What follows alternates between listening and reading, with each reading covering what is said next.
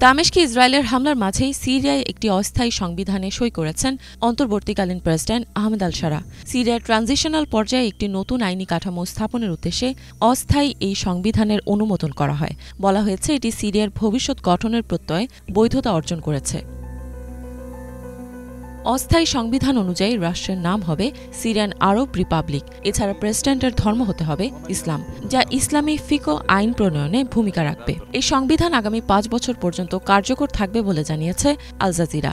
আসাদ সরকারের পতনের 3 মাস পর সাংবিধানিক এই ঘোষণাপত্রে সই করলেন আহমেদ আল শারা। সই করার সময় আল শারা বলেন, এটি সিরিয়ার জন্য একটি নতুন অধ্যায়ের সূচনা। এখন থেকে তারা দমনপীড়নের পরিবর্তে ন্যায় ও সুবিচার প্রতিষ্ঠা করতে পারবেন।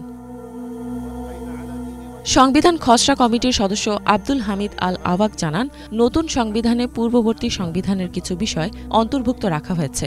এর মধ্যে রাষ্ট্রপ্রধানের জন্য মুসলিম হওয়ার শর্ত ও আইনশাস্ত্রের মূল উৎস হিসেবে ইসলামী আইন প্রতিষ্ঠার বিধানটি রাখা হয়। এই খসড়ায় মত প্রকাশের স্বাধীনতা ও সংবাদপত্রের স্বাধীনতার কথাও উল্লেখ করা হয়েছে। পাশাপাশি নারীদের সামাজিক, রাজনৈতিক ও অর্থনৈতিক অধিকার প্রতিষ্ঠার বিষয়ে জোর দেওয়া হয়েছে। তিনি আরও বলেন, সিরিয়ার রাজনৈতিক অস্থিতিশীল পরিস্থিতিতে এই সংবিধান সামাজিক নিরাপত্তা ও স্বাধীনতার মধ্যে সঠিক ভারসাম্য বজায় রাখবে। দামেস্ক থেকে আল জাজিরার প্রতিবেদক বলেন, নেতা নির্বাচনের প্রক্রিয়ায় ধর্মীয় পরিচয় একটি বিতর্কিত বিষয় ছিল।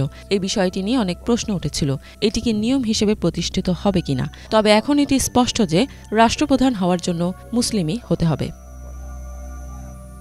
নতুন নিয়মে অন্তর্বর্তীকালীন বিচার কাজের উপর মূল ফোকাস থাকবে। সংবিধানে প্রধানত অন্তর্বর্তীকালীন সময়ে ন্যায় বিচারের প্রতিষ্ঠা প্রাধান্য পাবে।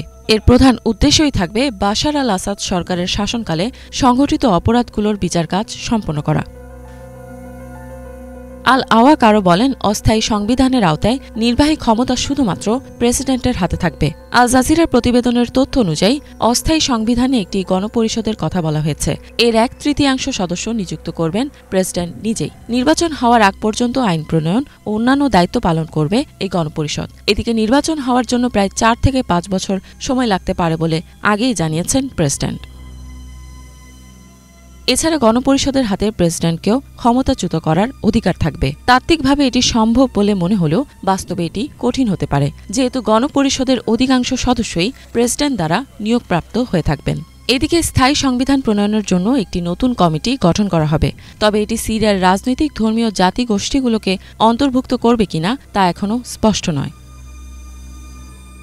এদিকে সম্প্রতি কুর্দি অধ্যুষিত সিরিয়ান ডেমোক্রেটিক ফোর্সেস SDF এর প্রধানের সঙ্গে একটি চুক্তি সম্পন্ন করেছেন সিরিয়ার অন্তর্বর্তী সরকারের প্রেসিডেন্ট আহমেদ আল শারা। চুক্তিতে সিরিয়ার উত্তর পূর্বাঞ্চলে স্বায়ত্তশাসিত কুর্দি প্রশাসনের প্রতিষ্ঠানগুলোকে জাতীয় সরকারের সাথে একীভূত করার কথা বলা আছে।